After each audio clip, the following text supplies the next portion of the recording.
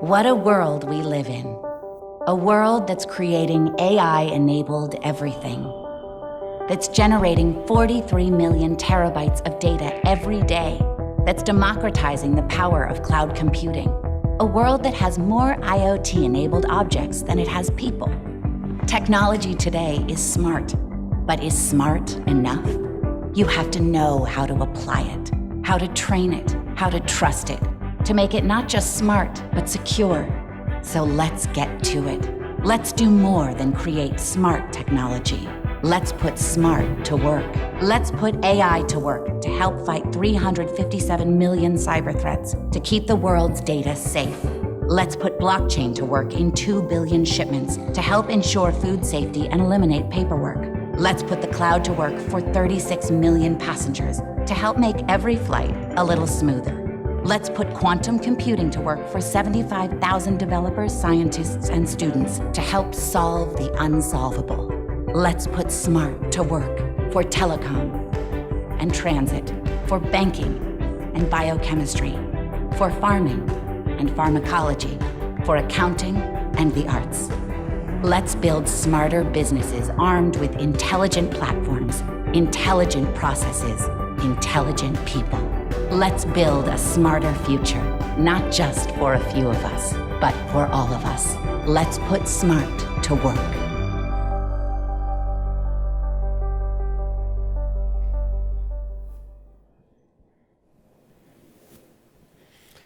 Good evening, ladies and gentlemen. I appreciate that you have been sitting there for about a number of hours. You look slightly tired, but excited because you have the gala dinner that's coming up in a couple of minutes. And I know that you're probably thinking, let's just check that last email or that text before you go. But I really appreciate your time. And I really appreciate no one has run away now.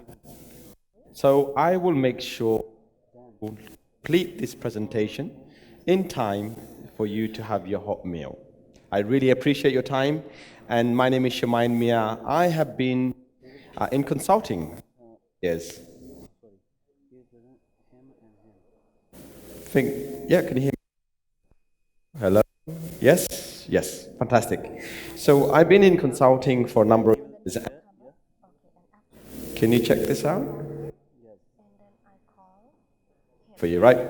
Okay, absolutely. So today I'm going to talk about digital. And digital for all of us means different things. It means completely different things. If I asked you for a definition of digital, you will give different answers to me. So what I like to do today is give my point of view to you. What are the things that I'm seeing in digital in the market? We've seen some of those aspects in the conversation that Daniel has had and the previous speakers. And hopefully I should be able to give you a different perspective. So today, the first statement I make, it's more easier today to see business faster. I hope this doesn't go on for all night. Faster and cheaper than any other time in history. You could go online.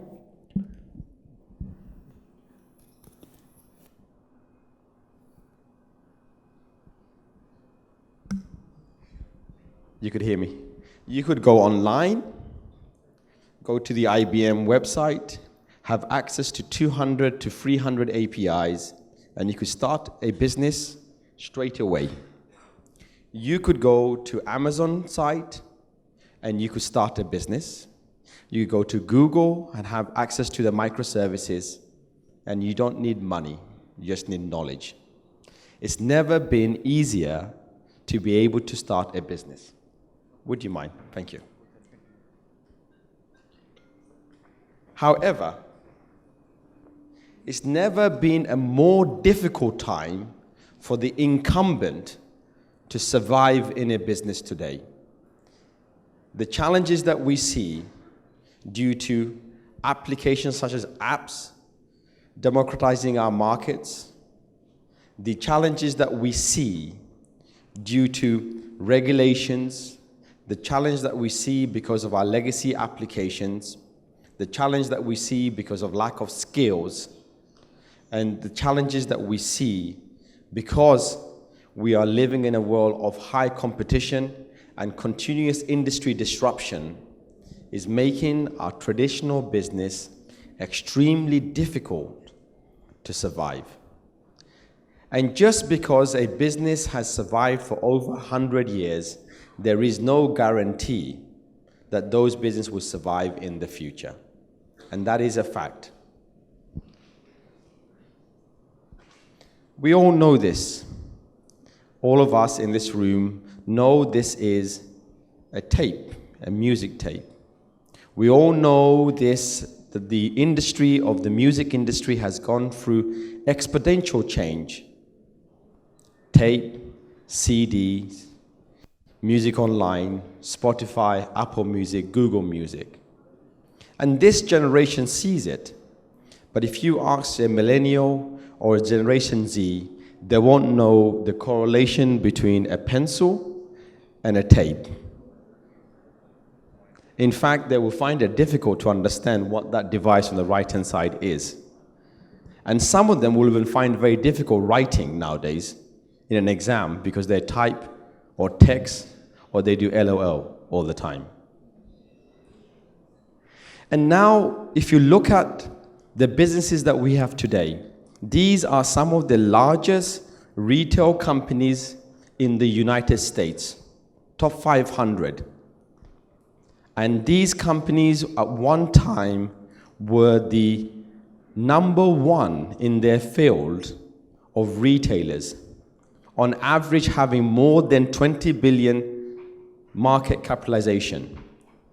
And over the last 10 years, they have lost 50%, with the exception of Walmart there, 50% of their market cap. And one of them, not to remind, has already gone bankrupt. Now, you may argue that these companies did not transform and did not invest in digital, right? No, they spent over $950 million on average on digital per year, and they have over 1 million employees combined together. Whereas if you look at these companies, they have been growing around 1,000% a year, and they're not stopping their growth. Some of those companies don't even have a product. They're aggregators. They're connecting one person to a supplier, to a buyer, or interested parties without even having a product. And they're becoming companies with over $1,000 shares. So, what are the reasons and what are the barriers stopping people to innovate and to take advantage of digital? There is one point that is here, which is regulation. Now, regulation is a necessary evil, but it's also a good thing because it keeps us honest and gives us confidence. However, what regulation does do, it takes away our focus and takes a huge time to manage. In addition, the four things that we see in the market is data. 80% of the world data is not on your mobile or the web. It's behind your firewall. And only 2% of that data companies are really using. Second thing, insufficient skills and talent. In the next 5 years, 25% of all professions are going to be new professions that we did not have before. 10 years ago, we did not have iOS developers, Android developers, and there were new professions. Just like that, in the next 5 years, we're going to have 25% new professions. So how do we get ready for a world where we don't know what kind of skills that we need? And today, we are already lacking in skills. Silo businesses.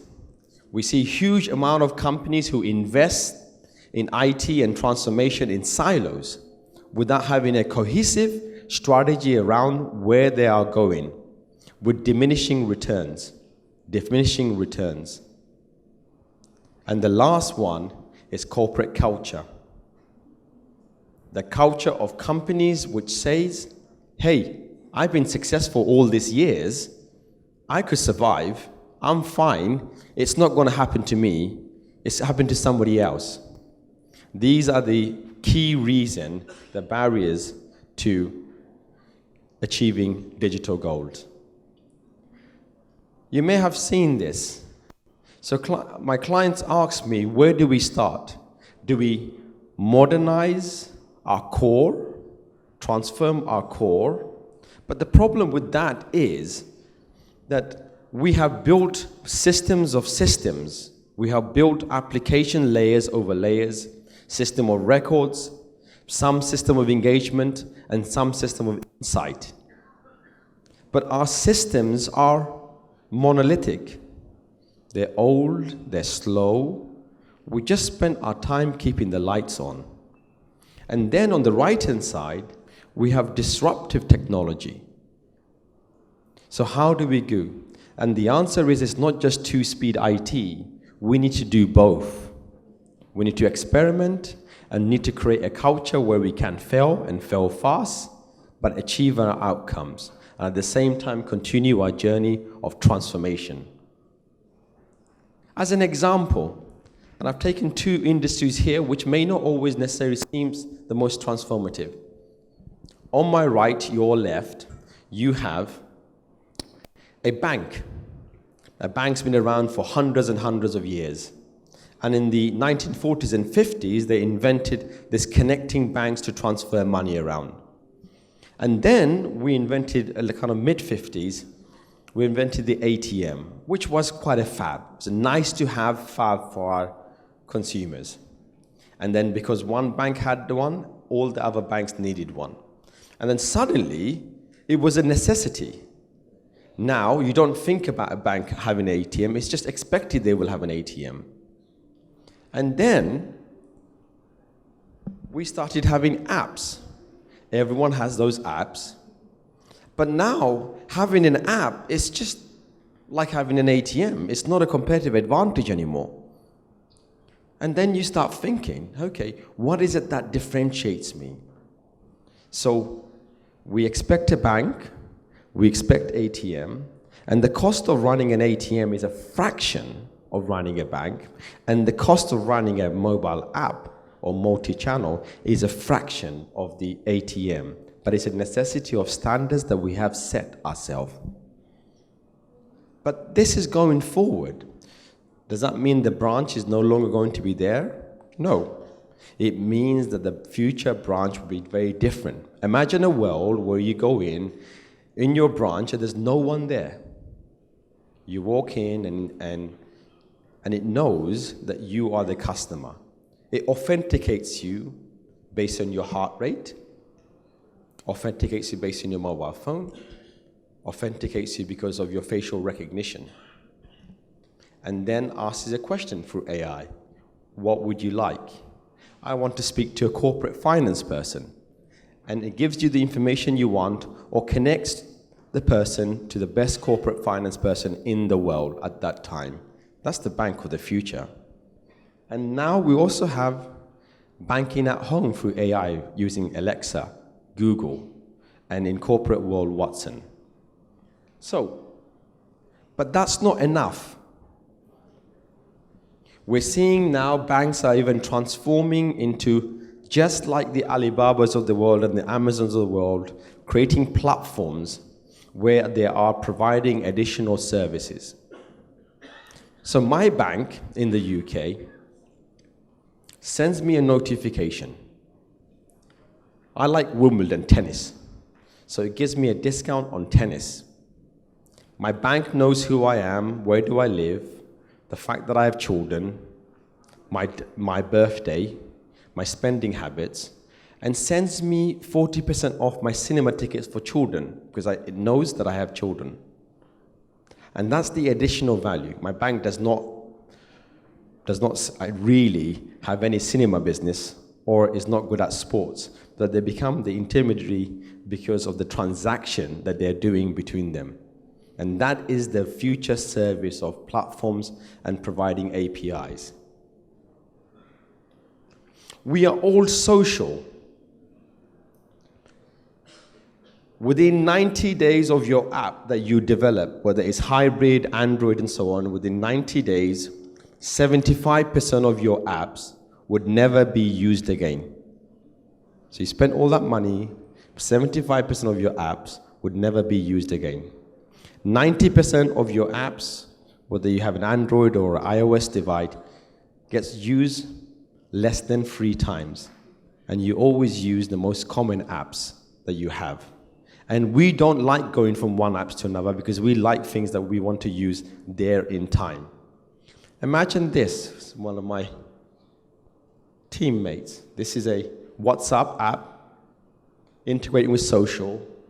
You've just gone, you've had dinner, and they're asking you to contribute. In Pakistan, it never happens. You pay for dinner, that's it. You don't go half-half. Okay? But here, this person is saying, hey, we're going to share the money. So you go to your WhatsApp, you click the button, you find your contacts, and now you pay for the other person's dinner. That is it. So you're creating a new experience integrated within your social network. That seems like a very expensive dinner, though.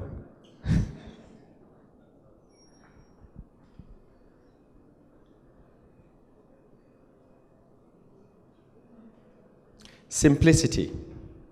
We live in a world, we tolerate 3 clicks, we dislike 4, and we hate 5.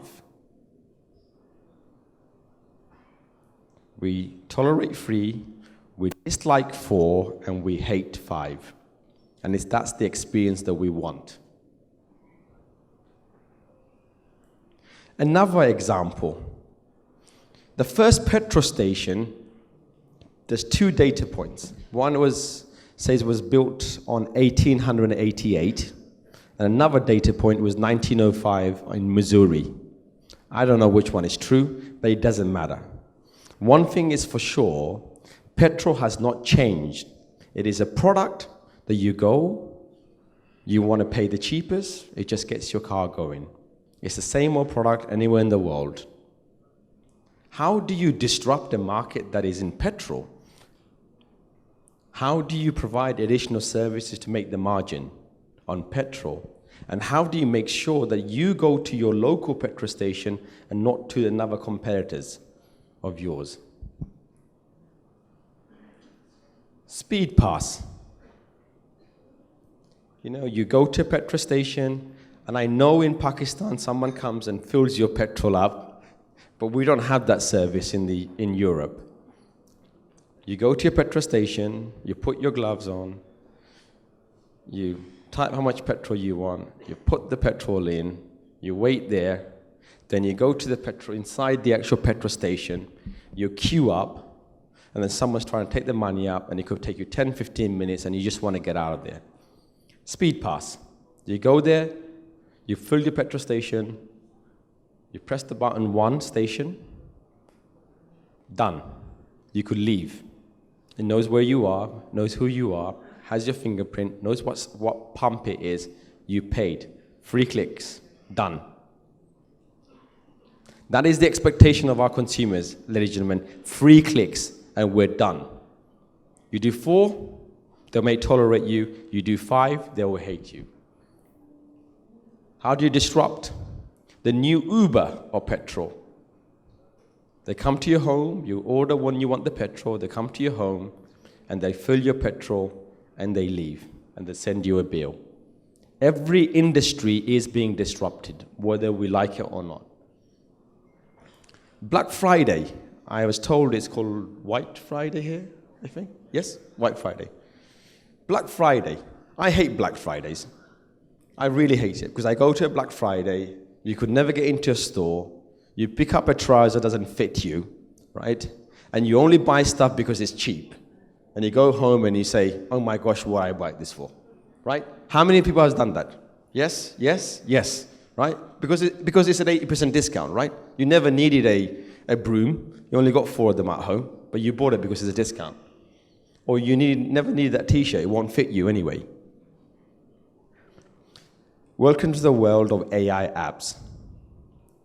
AI apps know who you are, what your age bracket is, what your eye color is, what your weight is, who your social networks are, what the trends is, what fashion people want, what your color of your eyes is, goes to Black Friday, finds everything you want in your size, and tells you, would you like these? You click 3 times, 4 times, you don't tolerate. A world, this is one of my favorites, M. Taylor. Does anyone know M. Taylor? Great. You put an app, you stand up,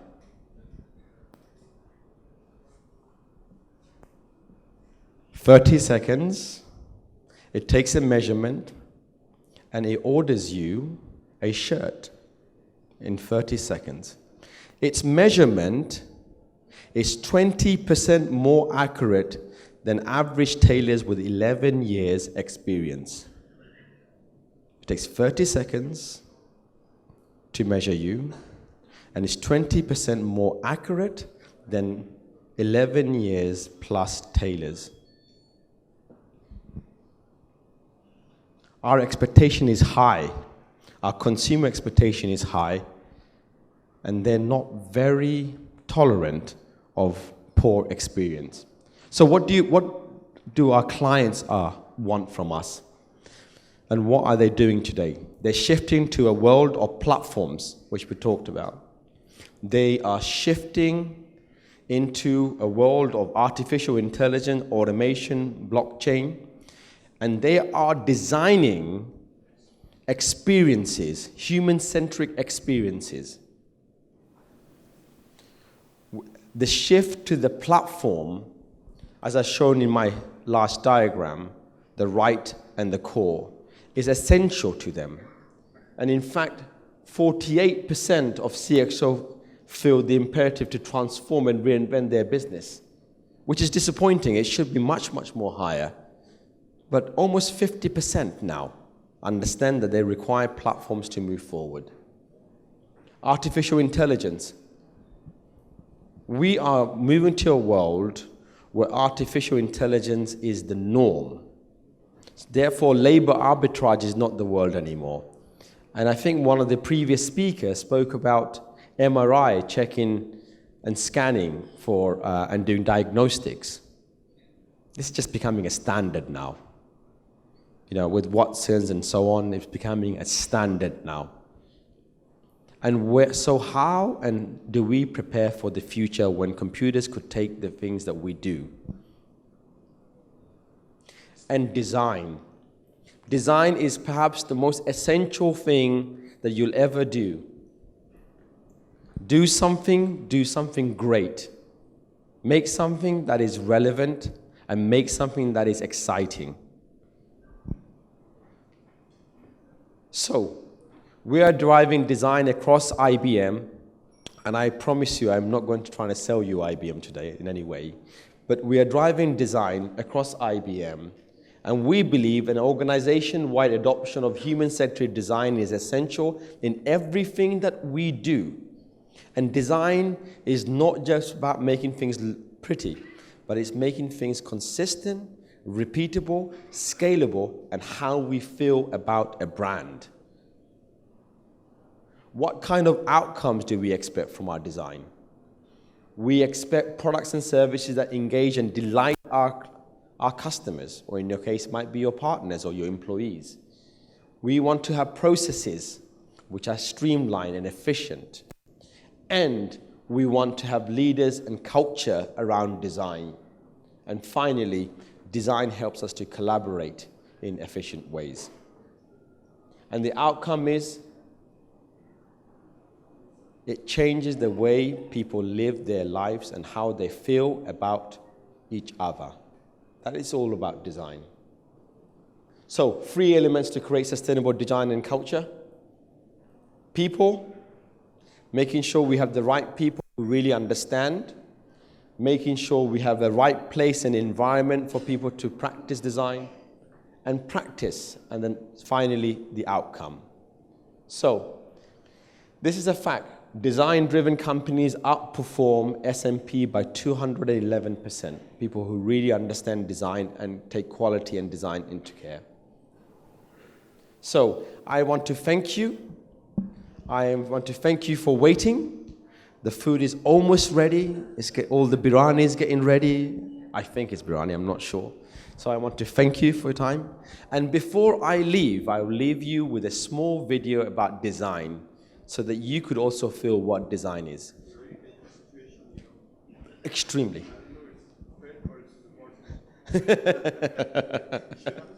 Definitely. With that note, I'll go to my next slide. Thank you very much, and I hope you enjoy the video.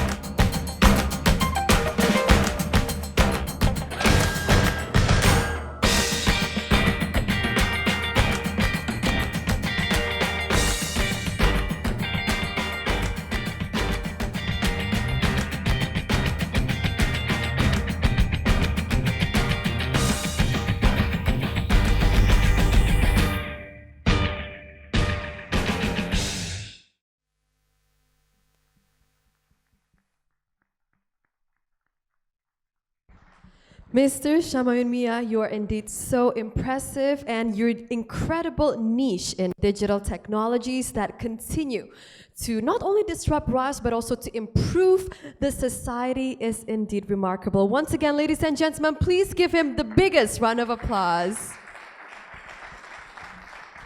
And ladies and gentlemen, I saw that during your presentation that many are, well, I could see that many wanted to ask you many questions, but I am only going to allow one question because of our limited time duration. So Mr. Shumayun Miah, would like to ask you to please come join us on stage. And we'd like to ask for those of you that would like to ask any questions to Mr. Shumayun Miah to please, yes, I definitely saw you raising your hands, yes. Well, the floor is yours, and here's the mic.